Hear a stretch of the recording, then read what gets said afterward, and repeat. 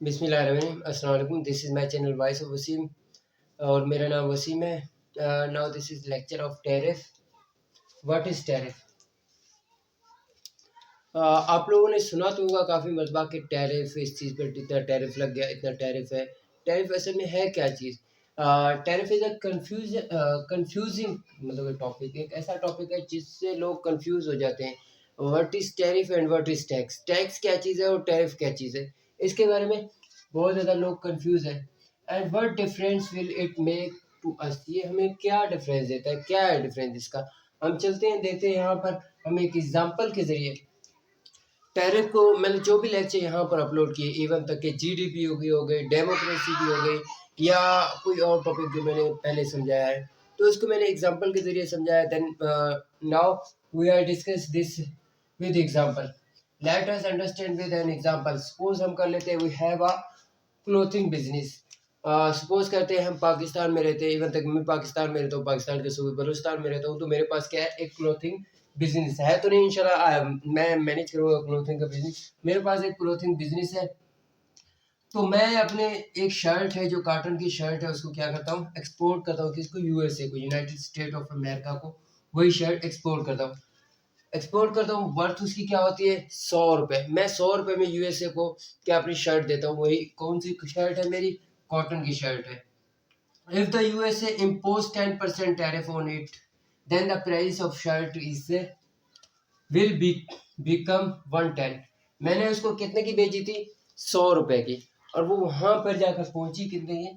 110 रुपए की। मीन्स के 10 रुपए उसने क्या लगाया? अपना टैरिफ लगाया। तो now if the same shirt of USA made is available, मतलब कि यूएसए की भी कोई लोकल कंपनीज होगी, कोई लोकल मार्केट होगी, कोई लोकल इंडस्ट्री होगी, जो वही शर्ट जो मेड इन पाकिस्तान की जो मेरी शर्ट है, वही मेड इन यूएसए की जो शर्ट है, वो वही लोकल मार्केट में कितने की सेल हो रही है? 105 रुपए की। और जो पाकिस्तान मेड शर्ट्स है, जिसको मेरा बिजनेस क्लोथिंग बिजनेस में मतलब मैंने बनाया था, तो वो 110 रुपए वहां पर मिल रही है। तो वहाँ की जो लोकल पीपल है, then why they will why the sorry why will the buyer buy the expensive Pakistani shirt? तो वहाँ का जो बायर होगा वो क्यों मेरी शर्ट खरीदेगा? वो तो वही मेड इन यूएसए वाली शर्ट खरीदेगा, क्योंकि आपको पता है कि हम वही चीज़ खरीदते हैं जो थोड़ा सा क्वालिटी भी अच्छी हो और प्राइसेस भी थोड़ी चीप हो, मतलब कि कम हो, तो वही शर्ट खरीदेगा। तो इसी वजह से एक्चुअल टैरिफ टैरिफ है क्या चीज़? यहाँ पर है टैरिफ, इम्पोर्ट टैक्स है।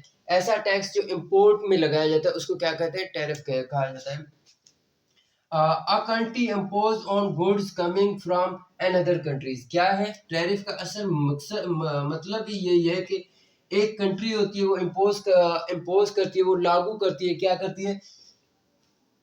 टैक्स लागू करती है गुड्स पर। कौन से गुड्स पर करती है? जो दूसरे कंट्री से आते हैं उन पर इम्पोज करती है। एम ऑफ टैरिफ, टैरिफ का एम क्या है? असल में टैरिफ लगाती तो है, इसका कोई मकसद तो होगा। यस, इसका मकसद है। यहाँ पर ये क्या है? To protect its local product from competition. मतलब कि अब आप देखो कि लोकल कंपनी जो है, अगर वो कंपटीशन बहुत ज़्यादा होगा तो लोकल कंपनी जो वहाँ की है, तो उसकी प्रोडक्शन रुक जाएगी। आगे मैं समझाता हूँ कि किस तरह वो होता है। And government can earn revenue. और आपको पता है कि वहाँ पर जो लोकल कंपनीज है, वहाँ पर टैक्सेस हैं, वहाँ पर कुछ ऐसी चीज़ें हैं जो जॉब्स अपॉर्चुनिटीज़ हैं, और वहाँ पर जीडीपी है, जीडीपी वो इंक्रीज होता है। आगे यहाँ पर डिस्कस कर। Now the USA imposing. आपके पास ये एक एमसीक्यूज है जिसको आप लोगों ने राइट करना और मुझे कमेंट्स में बताना है कि पाकिस्तान यूएसए पाकिस्तान के ऊपर कितना परसेंट टैरिफ लगाता है। जो पाकिस्तान की प्रोडक्ट्स है, पाकिस्तान की प्रोडक्ट्स के ऊपर कितना यूएसए टैरिफ लगाता है। ये मैंने नहीं लिखा, आप में से जिसका क्वेश्चन सही होगा मैं उसको टिक भी लगा दूंगा, मैं उसको अप्रिशिएट भी करूंगा, मैं उसका नाम भी मेंशन करूंगा इसमें। तो आप लोगों ने ये लाजमी से करना है कि पाकिस्तान की प्रोडक्शन के ऊपर अमेरिका कितना टैरिफ इम्पोज करता है। तो आगे चलते हैं। It's mean Pakistan production will expensive.